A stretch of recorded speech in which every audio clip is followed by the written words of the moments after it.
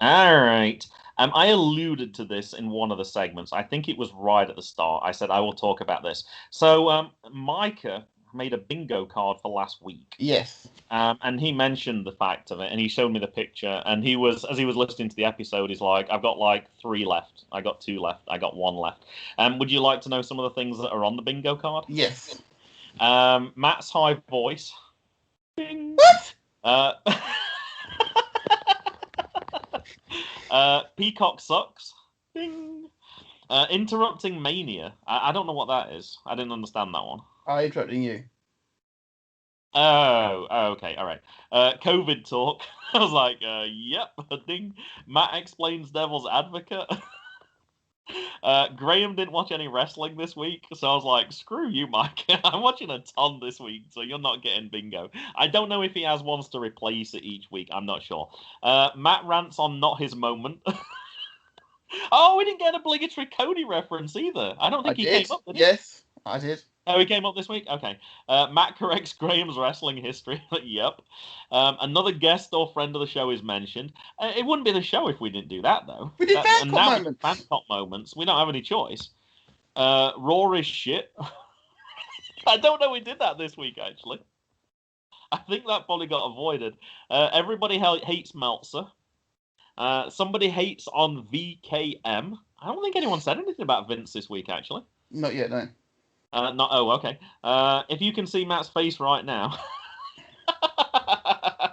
I have a feeling I probably do say that. You did. Yeah. Speed check lasts more than a minute. Mm-hmm. Yeah, looking at you right now, Mr. Willis. Chef's kiss. I don't think you did that this week, actually. I didn't this week, no. I'm not sure about this one. Graham plugs one of his other podcasts. I'm only doing Good Cop, Bad Cop. I'm not sure what that's unless I reference like on a previous episode of MGB. I don't know if that's what that means. You have mentioned that in the past where you've like coming up on MGB. We've done this, that, now. That's back catalog. It's fine. Two people have the same moment. Well, that happened. I think that was pretty obvious with AEW this week. I knew that was going to happen. Graham brings up an indie promotion. Well, it's a wrestling show. Obviously, I'm going to talk about indie wrestling. That's a no-brainer. What I didn't talk about, which I suddenly just realized I forgot, did I ever talk about the fact that I forgot his name? I want to say it's not Dasher Hatfield. It's the other Hatfield who used to be at Chikara. Boomer Hatfield. I'm not. No, Dasher Hatfield is the older one of the two. Who's now I think he's called a very professional wrestler or something. He did a documentary on IWTV. It was fantastic. I don't remember if I mentioned that one. But I also watched the one for Jeff Cannonball last weekend as well. That's really good as well. I love those. Basically, they just give them a camera and they just film whatever they want, and then they edit it together for like a 55-minute show. That's really good. Fans returning to shows talk. I don't think we did actually. Even though AEW Double or Nothing, it said all the fans were coming back. Well, I guess we covered it now then because I just mentioned it. Hashtag fan cop moment triggers somebody. Did we get triggered? Not yet, no. Matt yells. Yeah, that definitely happened. Matt and Graham disagree. That's obvious. That's kind of. Yeah. I might as well just say mention the word good cop somewhere in there. Somebody hates on AEW. Yep, you're guilty on that one. So I don't know if he has different ones, like if he moves them around or if he has different ones for each episode. But yeah, if it's the same one, he's not getting a bingo this week specifically. It was interesting because this was actually obviously last week because he was showing me this on Sunday as he was listening to the show. I saw that the Bang Bang podcast, somebody had done one for their show as well. So I don't know if that's the new thing, creating bingo cards as people listen to podcasts. But I propose that we put one together for Devoid podcast at some time, Matt. Perhaps we could talk about it next week. All right, what you got to share with me? The only thing that's really going through my head is this week has been mental. I obviously talked about good cop moments this week, but it's been a bit of a roller coaster. Sure. Phone was blowing up most of the week. Yeah. Yeah, it's exploded because obviously last 24 hours since I went to the Quiz Republic about our engagement, which happened this week, of course. At the last count, it's nearly 200 people who have sent us well wishes on Facebook and Twitter, and I'm very, very happy, and I think Chris as well. You commented on the ring. You like the ring. I did, yeah. It's same for the right size. But and I can't. That's the one thing I couldn't figure out. Like, how do you know what size ring they are? Because if you ask them, then it's obvious you're getting them a ring. Hmm. Yeah. Uh, It's and not the like other, if you like a T-shirt, you can obviously just look in the wardrobe and figure out. Oh, they're this. You'd probably know that stuff. But yeah, ring size, like that's not a mm, common piece of knowledge. You can't really no, measure their finger on the sneak either. no, I tried to, but no. I tried. I hope I had him against him. Like, is that about the same? No. But Oh, that's clever. That's clever. but at the same time, is he the yeah, the ring can't be made bigger, unfortunately, either because it's stainless steel. Yeah, I got one like that. Yeah, it's non-adjustable. Yeah. Your devil's advocate was going to be, but I decided not to be so mean. Engagement rings are unimportant, but wrestling rings are important. But I was I like, no, I'm not going to be I mean. could done that. You probably. I was like, I'm not even going to be like that this week. I'm not going to do that. Not gonna spoil the moment at all. Oh, one thing that we did forget to mention, I forgot right at the end. I need to write it in my notes when we do it. Next week's guest is going to be Marsh from Wrestling on the Rocks.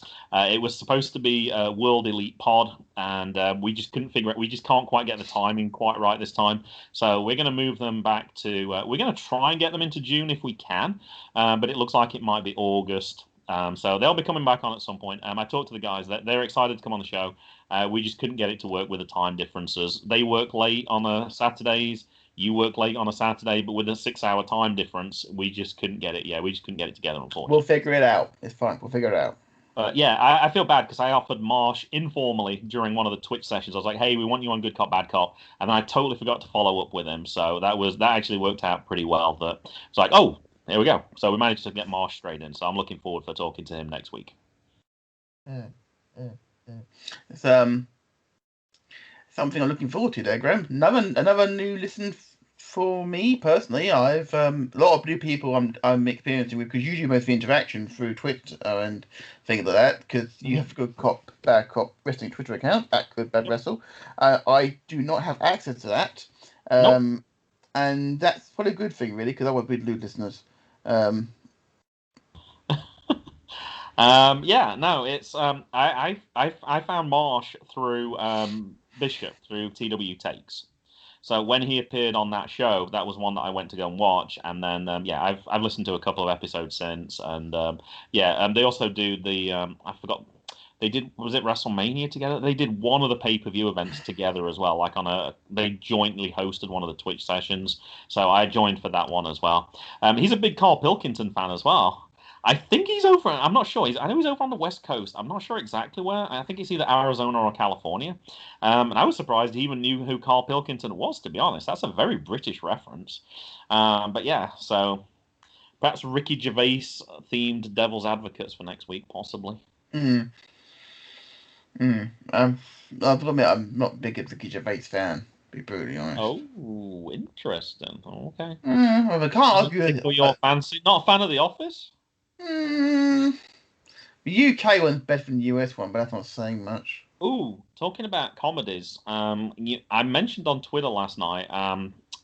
We decided to. Mason was supposed to go to practice, and Jay and I normally start watching films. So I asked him, I was like, "Hey, what do you want to watch? Do you want to watch a comedy again?" He's like, "Yeah, I want to watch a comedy." So I was like, "All right, let me find a PG comedy."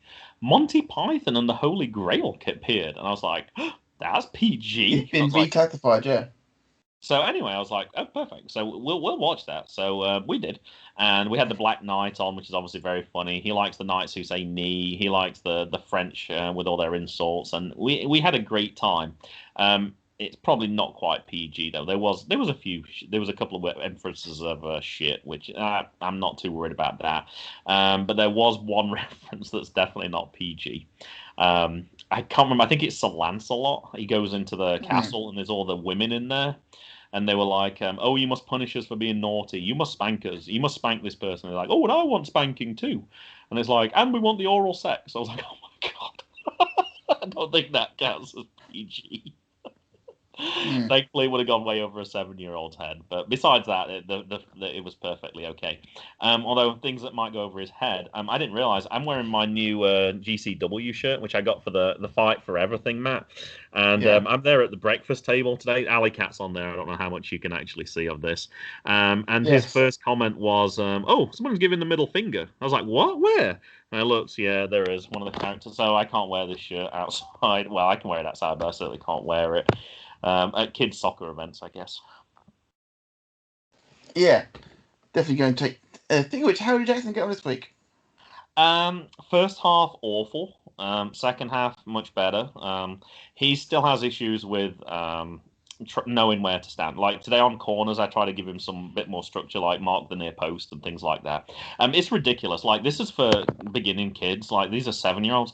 There was one kid on that team who was phenomenal. He'd obviously played before. Like he could dribble around every single person on Mason Jackson's team.